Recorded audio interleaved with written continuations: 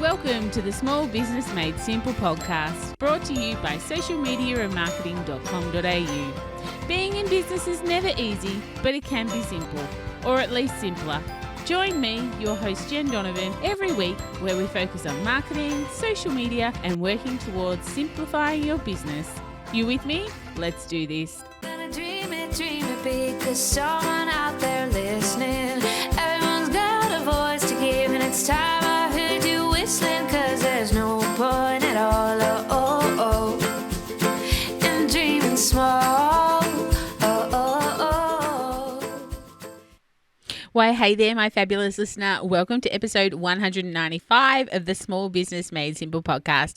Thank you, as always, for lending me your ears today. I know you do have lots of choices out there, and there's new choices coming along all the time, but I really do appreciate you making me and my podcast one of your choices. If you're enjoying this podcast, and I would love you to take a screenshot and share it on your socials and tag me, because I would like to get to know you a little bit better as well. You listening to this podcast, but it's kind of a one-way conversation until we can meet online or offline. So that would be awesome if you would do that. Don't forget, you can find all the show notes for this particular podcast at socialmediaandmarketing.com.au/195. Before I get started on today's episode though, how did you go last week with last week's episode? Of course, we chatted about lead magnets, and I'd love to know if you produced something after listening to that, or started to scribble notes about what your next lead magnet or your first lead magnet could be, or if you took any action at all. Let me know. I'd love to know. You can drop me a post, and you can tag me inside the Like-Minded Business Owners Facebook group, because, I'd love to know how you were. A few people reached out and we're working together to do their lead magnets, but, for the other couple of hundred people that listen to this podcast, or several hundred people that listen to this podcast, I'd love to know if you took any action. Because remember, the world doesn't need more people aiming to do something. The world needs more action takers.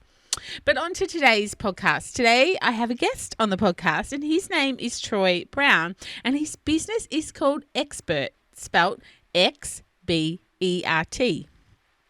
Troy Brown actually founded and ran a highly successful marketing agency for about 12 years before moving on to do the same thing with a digital agency for another 8 years. He and his team have delivered projects across Australia and New Zealand and Asia for both blue chip and government clients. But after some serious issues in the financials of his business, including an employee committing expense fraud and decisions being made on inaccurate data, it led him to a breakdown of that company, which he actually was then, I guess, this is see a problem, solve a problem thing. He developed the program we're going to talk about today, which is called Xbert. Again, Xbert. It's software dedicated to helping small business owners and their advisors make the right decisions because they have accurate data. So we're going to talk about, what is that thing, some top tips for tax time, obviously. And of course, this is a piece of AI technology. You might be noticing a theme this year. We're talking a lot more about AI and the future of business and what that looks like.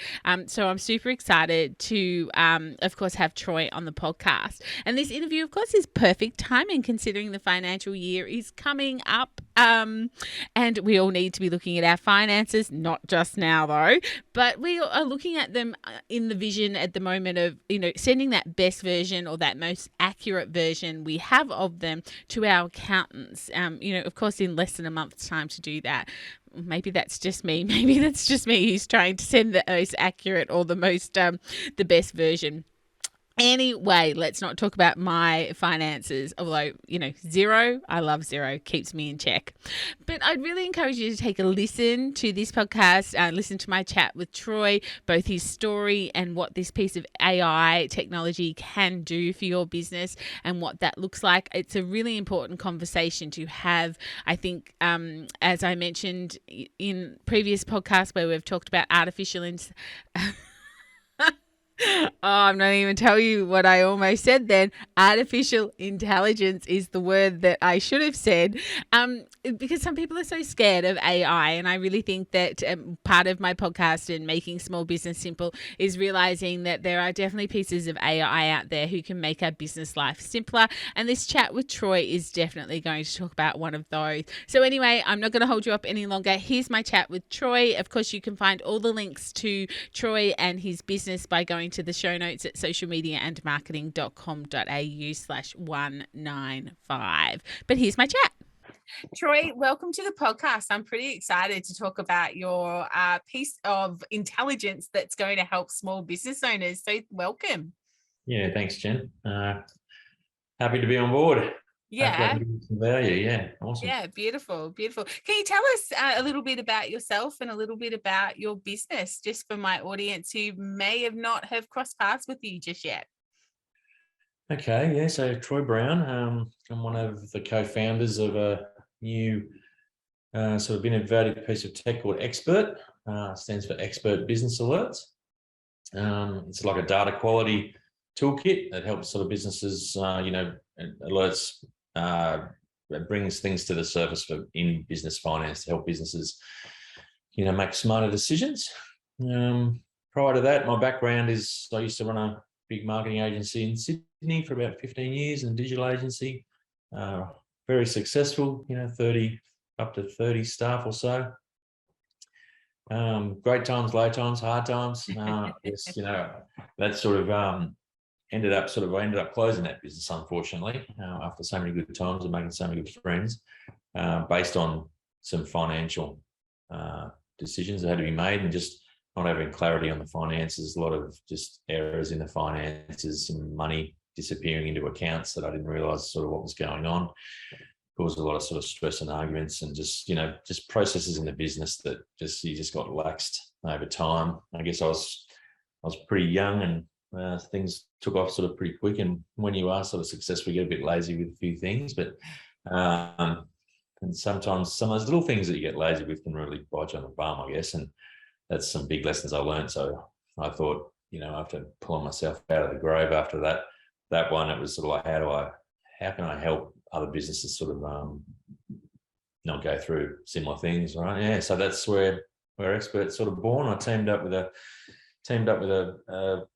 school friend, to be honest, into the tech industry, Aaron Whitman, and it was sort of like a collision of crises. He was sort of going through something with a business where money was sort of getting moved around to sort of devalue his exit. So it was a bit. We thought, okay, so we'll combine all those stories together, and we'll build some tech. Yeah, so that's what we're doing today. We're sort of building that Expert out, and yeah, it's all systems go. So it's good. Yeah. Great. So from the little that I know and the couple of conversations that we've had, because of course we met at SMB Digital in Sydney a couple of months ago, the program that you have built and the piece of AI that you built was really, I guess, somewhat based on the crises that you were going through at the time. You were like, so how can I make sure that this doesn't happen to other small businesses? So can you tell us a little bit about that?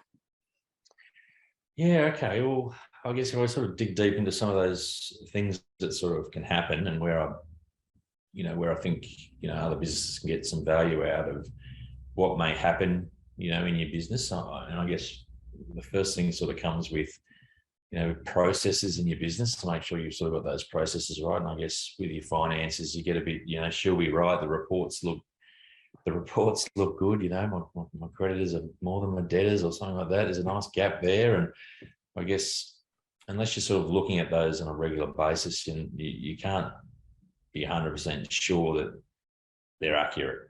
What you're looking at is accurate. So I guess that's sort of what happened to me. And by the time you sort of dig deep into them, it can be, and get the answers that you need, it can be quite a while before you realise a decision that you made shouldn't have been made, right? So, so some of the things I sort of like to bring to the surface with people are, if you're trying to make decisions on your business, like you should be asking your finance team. The first simple thing you should be asking your finance team is what you're looking at is, when was it updated? When was the last time it was updated, right? Like you shouldn't be making decisions with month-old reports. Like you just shouldn't be. Anything can happen any day within your business, and if you need to make smart decisions like hiring or purchasing, or letting people go, you need to be able to do it with up-to-date data. Mm-hmm. And sort of secondly, I guess, is how complete is that data? Right, so maybe it's not fully complete. Maybe it's just been chucked in there. I'll come back and tidy that up later, recode that where it should be later. And that brings you to sort of how accurate is it? So how accurate is that data? Is there, how consistent is it being coded? Is it where you file entries of your books? Have they gone into the same account categories as they do last time? So how many? It's like, well, everything's going into the printing category. Well, then you're not really making smart decisions for your travel allowances or your hiring allowances. And if money coming in is not going into those cost centers, then you could be making wrong decisions there. And that sort of comes to the validity of what goes into the books. Like, why is it being coded in there? Is it valid? Is there fraud? Is there fraud in my books? So, or has a rule been set up wrong? Like if I think of Xero, you set a rule up wrong at the start, and it could be a long time before you go back because you just click the OK button. I set up a rule for that. Okay. Yeah, that's right. So rules are there, and you set them up, right? But things change, right? And you might leave that rule running for a year. That means you don't go and check the contact record again, and a whole bunch of stuff can happen, I guess, when that, and I can definitely run you through those things. I guess, and that sort of brings you to the point of who manages your books, right? So it's is it you? Do you have an internal team, an external bookkeeper? Is there a team? Is actually a team of bookkeepers, right? An external team.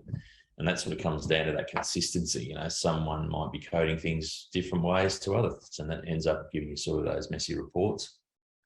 And if you are sort of outsourcing your bookkeeping to an external bookkeeper, those bookkeepers at the moment, there's a big trend in there where they're trying to make their business successful. They're outsourcing the work as well, to Asian countries to sort of bring down their costs.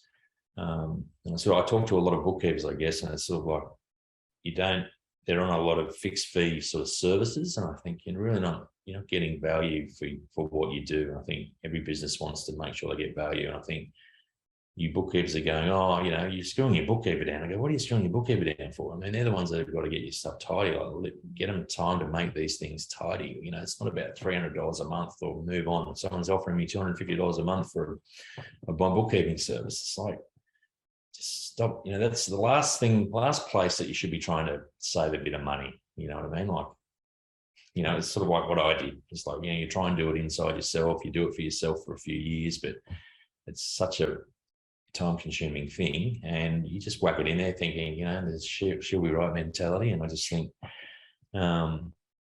with thousands of errors, thousands of transactions that go through businesses, you're only human, right? Things are going to go wrong, and you've got fraudulent things coming in. You don't detect them, and you're an outsourced bookkeeper. You're not paying enough. It's just getting things done, and things just they get missed.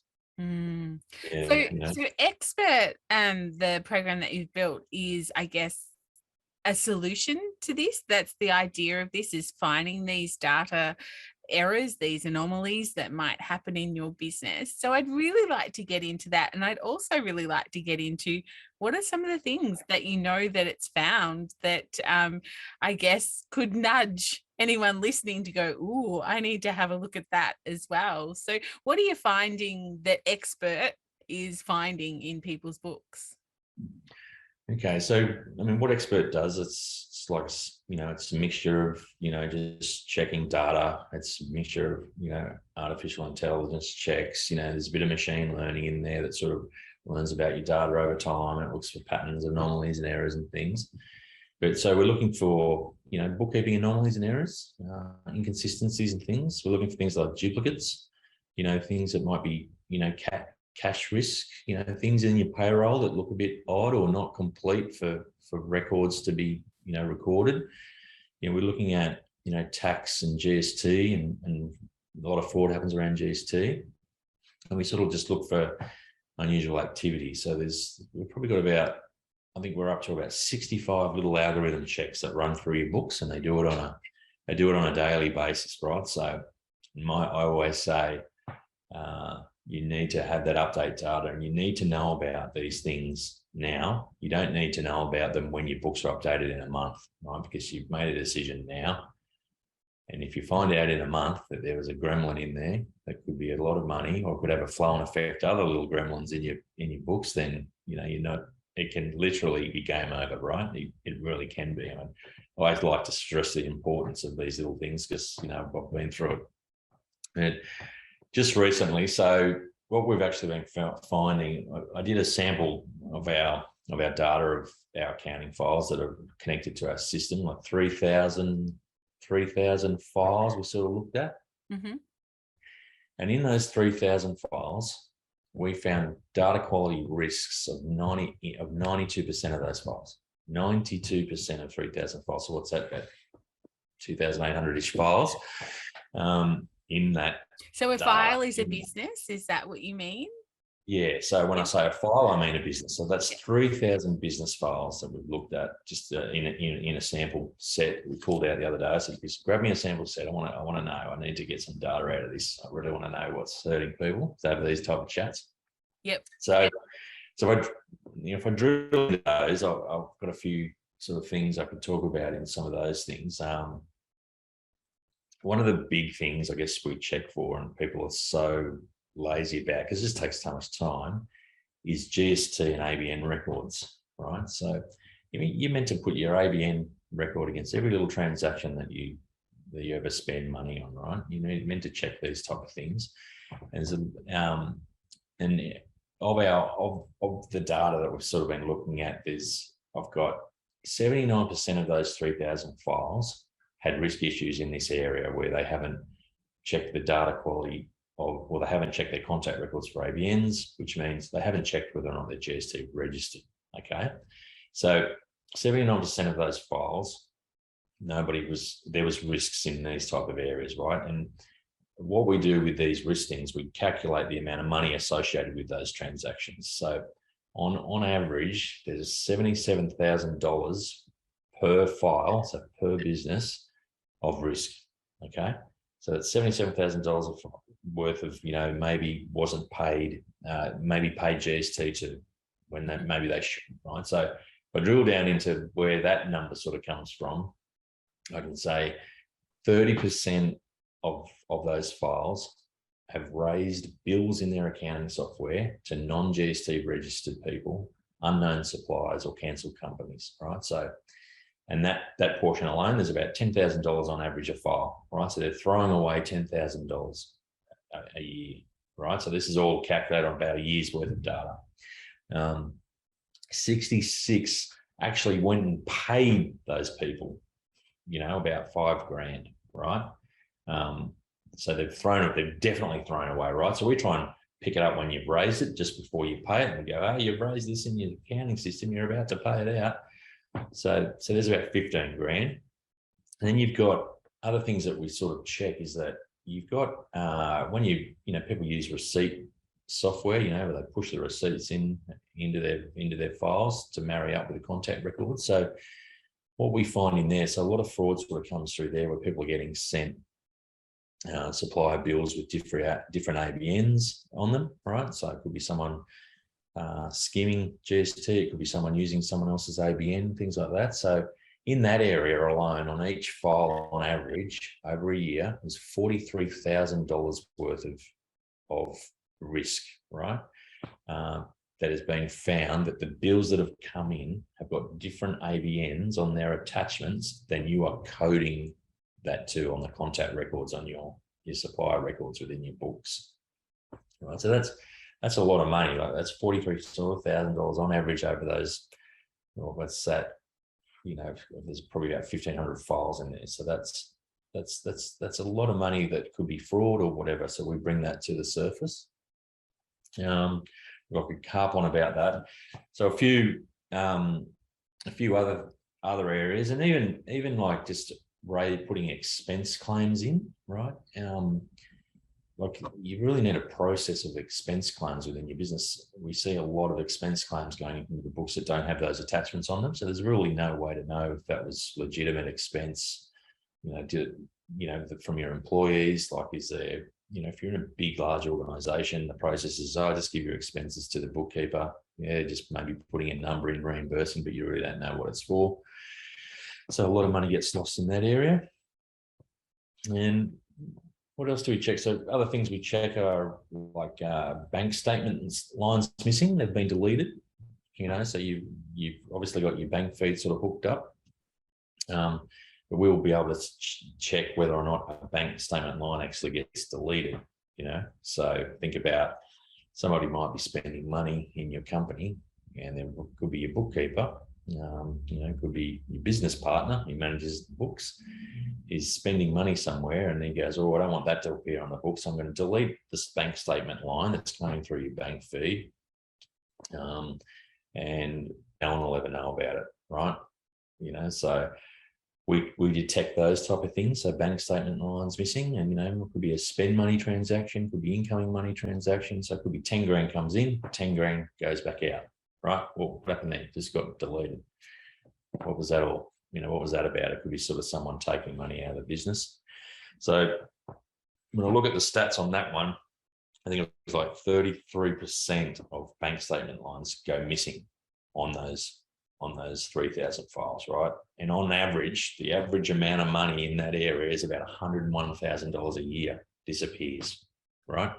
Now, we're talking about sort of, businesses, small businesses up to a sort of couple of multi-million-dollar businesses in that 3,000 set. But on average, there's 100 grand disappears, $100,000, right? So what's going on there?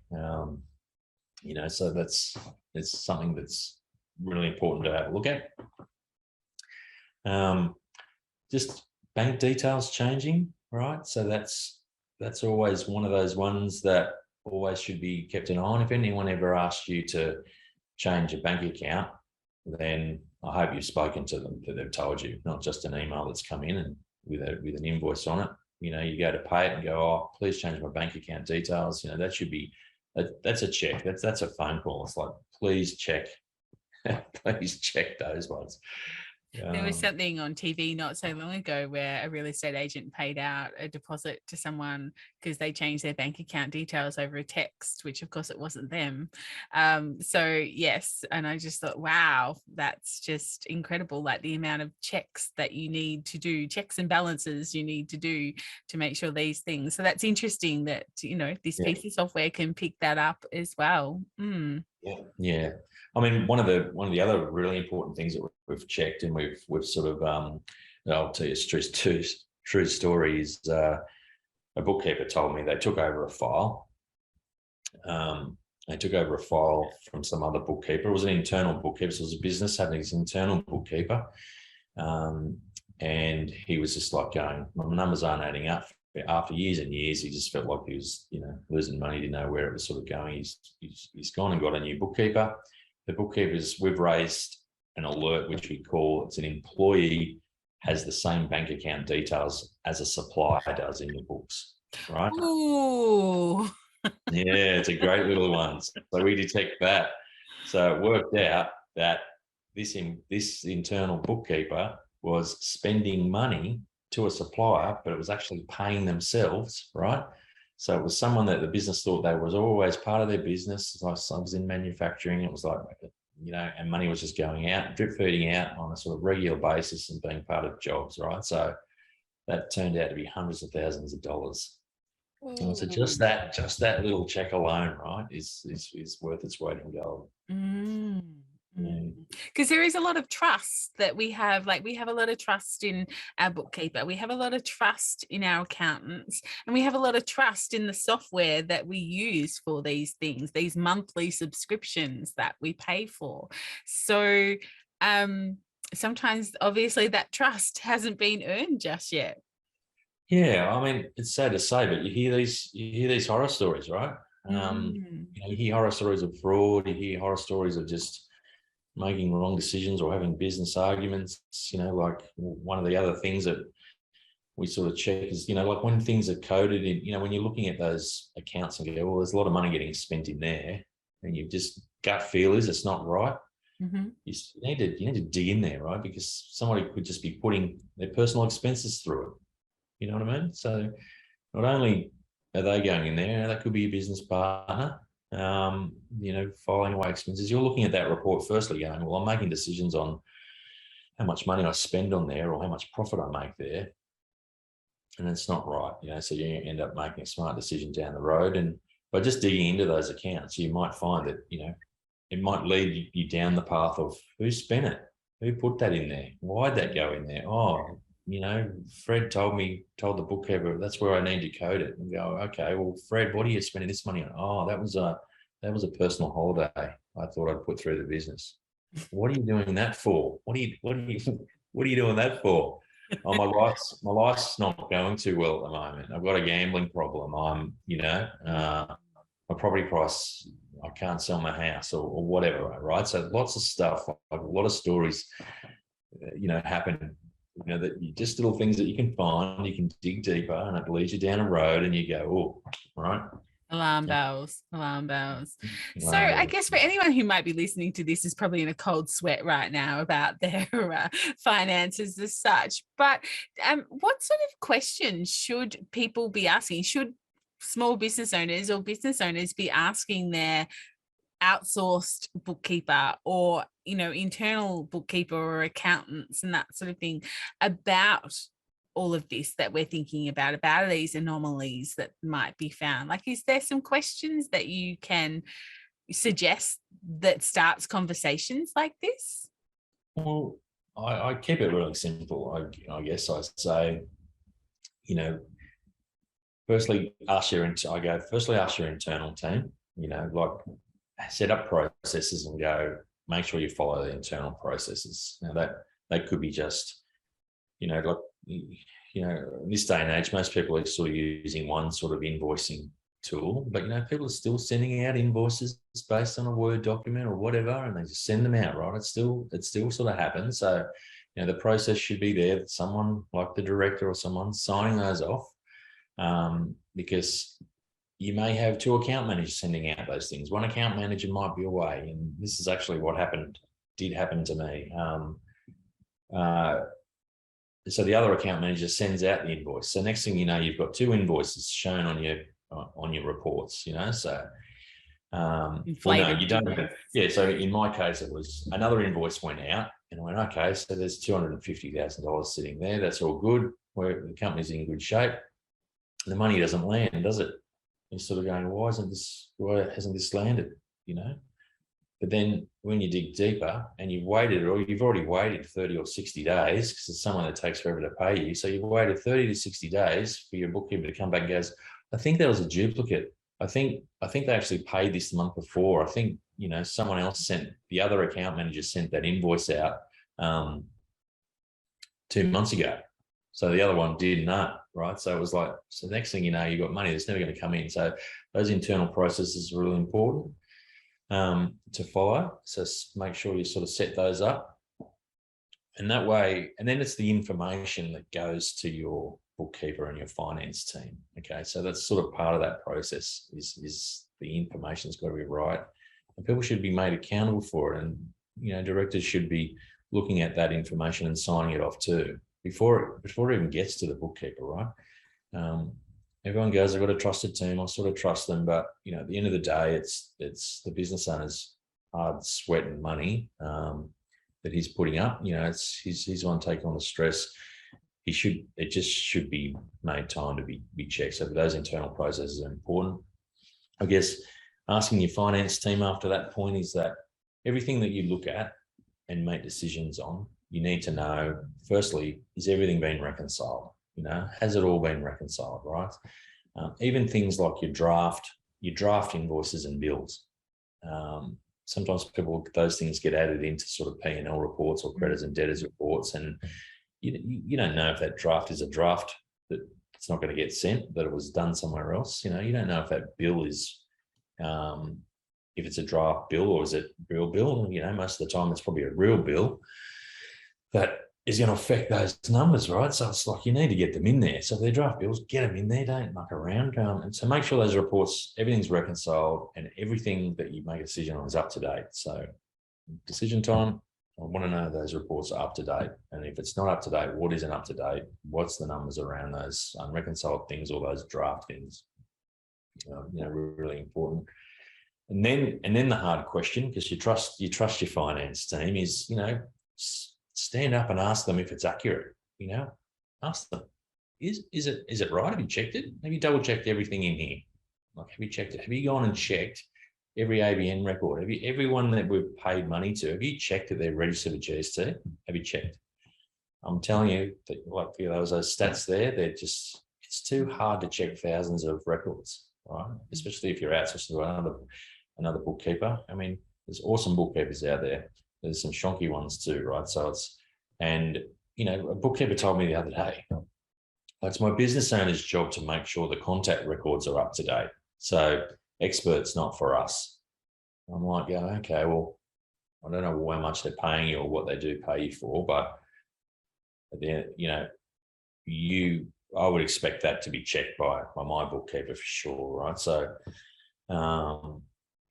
because that's sort of because the other end of that story is that you think you pay your bookkeeper and everyone to do those type of things, right? So you've got to be sure about what am I paying for, and if you're not paying for them to do all those checks, then you should be doing it. Because at the end of the day, you sign a form that says, I agree that all the information I've given you is true and correct. So it's back on you, right? So you need to be diligent in that area about asking what you're getting. So ask about, is it accurate? And with tools like Expert, you should be saying, there's tools out there, finance team. Have we got that plugged into our system? Right? Have we got data quality, AI audit, integration, automation on our file? Right? You're only human. We should just have that checked.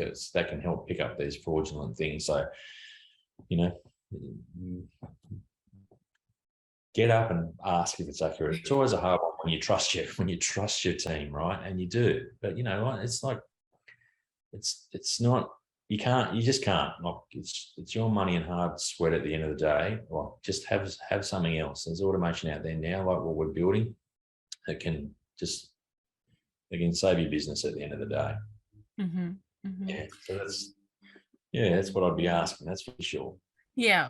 So a program like Expert, does it, just to dive into that just a little bit before we finish up, does it work in with programs such as Xero, such as QuickBooks? And I can't even think of the other one, the major one that I'm trying to think of right now, but it's an add-on rather than a whole accounting system of its own. Is that? Yeah, that's right. Yeah. So so you'll find us on those, Xero, QuickBooks and my MIB marketplaces. You can just, you literally just go to our website and you sign up for a trial and it prompts you just to connect your file. It's literally like that, you just connect your file, and I guess I come back to, it's like, we've made it super affordable for businesses to check, to save their business. I think, it can be as little as sort of 80, I think on a low plan, it can be as little as $84 a year. If you don't have a lot of transactions, it's as little as $84 a year can be finding hundreds of thousands of dollars worth of risk in your business, right? So I sort of, what we like to say to experts, like, what do you got to lose? That's not a lot of money, but Expert, we go, well, we'll tell you, right? So, so that's how I sort of like to pitch it. Yeah. You've got to lose, connect your file up, it'll go and just run its magic, it just does that.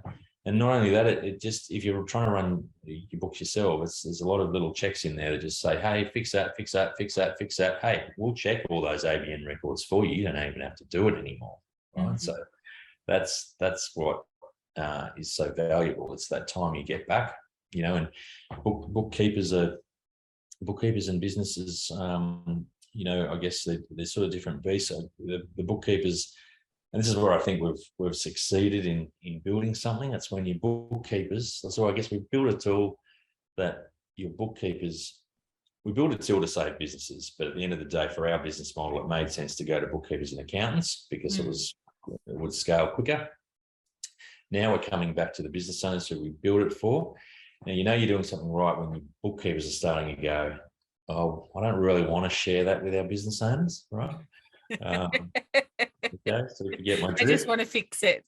Yeah, I just want to fix it. And, and we market ourselves as, we make your bookkeepers look like a rock star because they're the ones that are now able to code to you and go, hey, look what I found in your books, right? Yeah. And that's where the trust sort of thing comes in. And our product's all about sort of collaborating. I guess I remember drawing a little triangle sort of framework on a piece of paper, sitting with my mate, about how we could sort of build the product framework. And it's literally, your business owner, your accountant, and your bookkeeper. And, so how do you get all those guys to work better together? And we thought, okay, we could build an audit tool. We could make collaboration and workflow features that they can talk to each other better on these issues.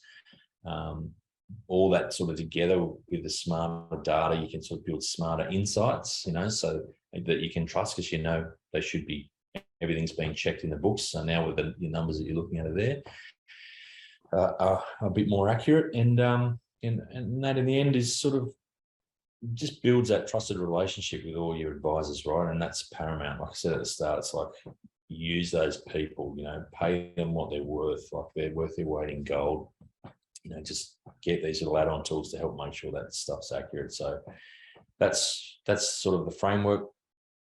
So how does Expert build trust then? Because I know as a small business owner, and I know that some people listening right now just shuttered when you said, just connect it in, and it'll run through your data, and we've gone, ooh, you get to see all my data. What's the process of the trust there to ensure that the data that Expert now has access to is safe as well? Well, obviously, like to get approved by Xero, QuickBooks, and MyOb, you go through a pretty stringent connection test. So you've got to go through all that. You've got to be sort of certified to do it. Everything that we have to prove just to them that our, where we host the data, what we do with that data is secure and safe. And for all Australian files, it's all on Australian shores. It's secured, with the best security that we can get. We have penetration tests on our data, make sure everything's good. So those approvals alone to be able to connect to the files is the tick of approval from those bodies. Mm-hmm. So that's good. So and in terms of, I guess, you trust the things we find in your data, you'll soon trust what we do with it. I guess, like Aaron, my co-founder, he's actually on the data privacy board for Xero, right? So he's actually on the board for the data privacy for Xero. So you'll see him floating around webinars on data privacy with Xero. So so we obviously take that as number one. Yeah. To build trust. Yeah, that's obviously really important. And we will never do anything other than something like I did today, where it's just, I'm just overviewing what we find in that data.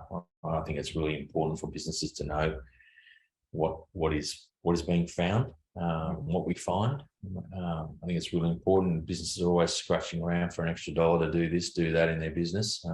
It's right there in front of you in your data quality. There's a lot of money just sitting in there that you could be putting back on your balance sheet. So I'm having a holiday, maybe, now the world totally. back up. Yeah, it is. It's protecting that fraud or that chunky employee or whatever it is. Yeah. Or just the data points, like you say, just the inaccurate coding of particular things and that, which, I think over my time as a someone who's been in finance for several businesses of my own, that's where when I send it off to the accountants, that's what they come back with often is, I don't think that's supposed to be in there, or I think you shouldn't have charged GST on that or something. Absolutely. But, by the time I get that, some of that data is, 6, 8, 9 months old. So Yeah, that's right. Yeah. Yeah.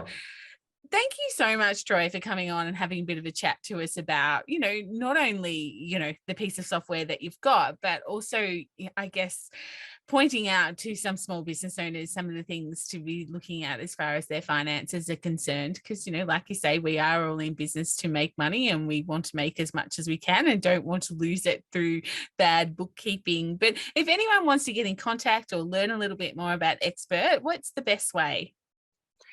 Just jump on our website. It's just X for X-ray, B for Bert, ERT, so it stands for Expert Business Alerts. The web address is just expert.io. You can just jump on there. We've got a great little chat on there. We've got real people behind there, you can talk to. But yeah, look, I recommend it's just for the sake of just having a quick squiz at your numbers, just sign up a free trial, just connect your file, see what we sort of found, if anything, and use those reports. So definitely just do that. Like I said, we are a bookkeeping accounting tool that was built for business owners. So now, we've sort of made it cost effective for business owners to get in there and check, because we want you guys collaborating with your finance team. So if you ever need to chat, just jump into that chat. Happy for you to go, hey, I want to talk to Troy. Someone will pass the message on to me, and I'm always happy to have a chat, learn about your business, learn about something that might have happened that'll help us build another, expert algorithm, as we call them. I mean, that's what it's all about. We're striving to build 100 of those at the moment. So yeah, I can't do that without everybody's input. So I want to hear some stories.